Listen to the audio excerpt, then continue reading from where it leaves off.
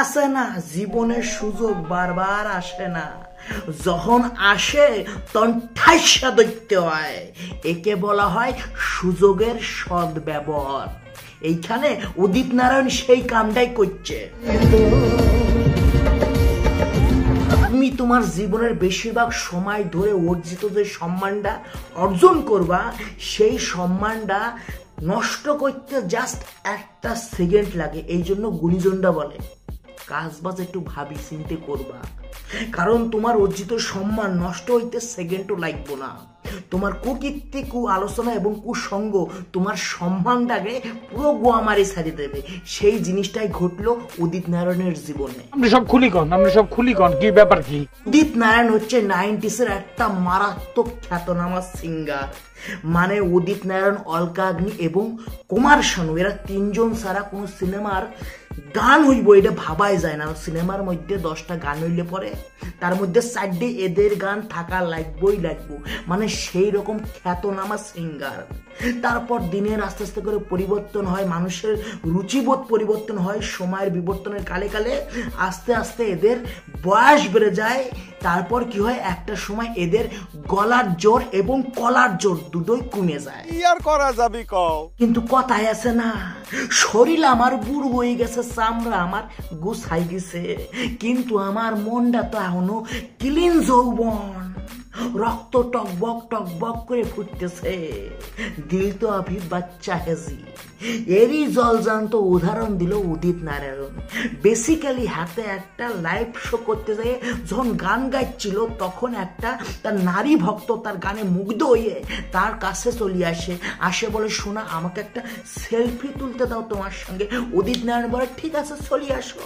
এইবার সেলফি তুলতে ওই যে নারী ভক্ত হাতে উদিত নারায়ণের এই জায়গা খান চুমু মারিয়ে দেয়। ঠিক আছে, আবেগে যতই হোক একটা সেলিব্রিটি মানুষ, একসময় একটা খ্যাতনামা গায়ক, একটা চুমু মারি দেয়।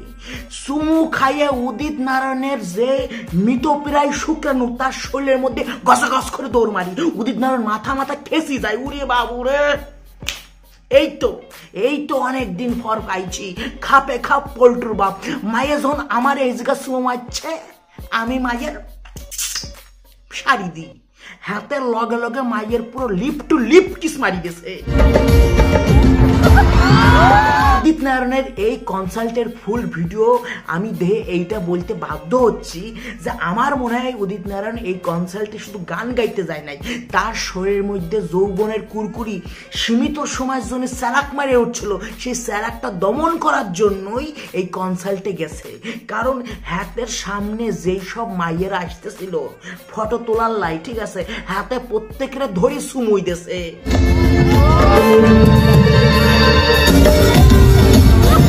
আমার মনে হচ্ছে যে কত যুগ ধরে যে উদিত নারায়ণের বউ উদিত নারায়ণের চুমো খাইতে দেয় নাই, ওই জন্য সুযোগ পাইছে হোগা মারনে একদম পুরো কষে ফেলছে কোনাকে। তোমার যা মনে হয়েছে হের মিশানো এই বিষয়খানা তার যত ভক্তরা ছিল তারা একটু অন্য চোখে দেখতেছে, আমি অন্য চোখে দেখতেছি।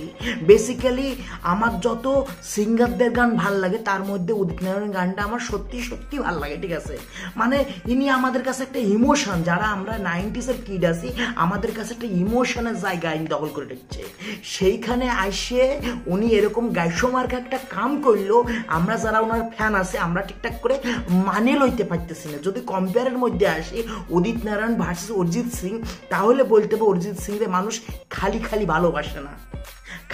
ভালোবাসে না, কারণ তার সিম্পলিটি, তারপর তার যে ভাবনা চিন্তা, কথাবার্তার মধ্যে একটা ভদ্রতা সুলভ, এইগুলো কিন্তু অরিজিৎ সিং এর মধ্যে বিদ্যমান। এই জন্য অরিজিৎ সিংকে সবাই অন্ধের মতন ভালোবাসে। কিন্তু এই যে উদিত নারায়ণ যেই কাজটা করলো, সেই কাজের উপরে ভিত্তি করে তার ফ্যান ফলোয়িং এখন তার উপরে উত্তেজিতভাবে তাকায় রয়েছে যে বাতামানির প্রতি করলি ডাকি, আমাদের ইমোশনালে তুই অ্যাটাক মারছো। ধীরে ধীরে কি অবস্থায় পরিণত হয় উদিত নারায়ণের, ঠিক আছে, আমরা তো দেখবো।